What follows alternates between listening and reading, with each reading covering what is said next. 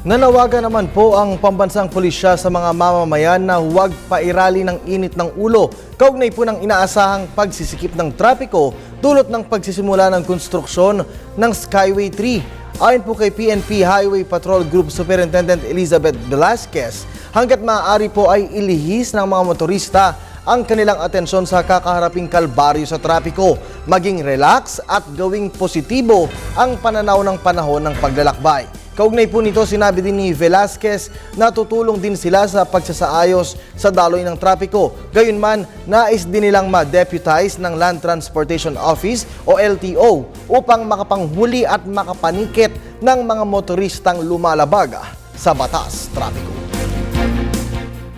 Lang natin dun sa mga motorista mamaya, nabawasan natin yung init ng ulo kasi iisa lang naman purpose kung bakit natin ginagawa to para later on mas maganda yung ating travel. So, just relax. Sa ngayon, wala pa. Pero meron kaming mga ilan na deputized. Meron naman silang mga panikit na pwedeng gamitin.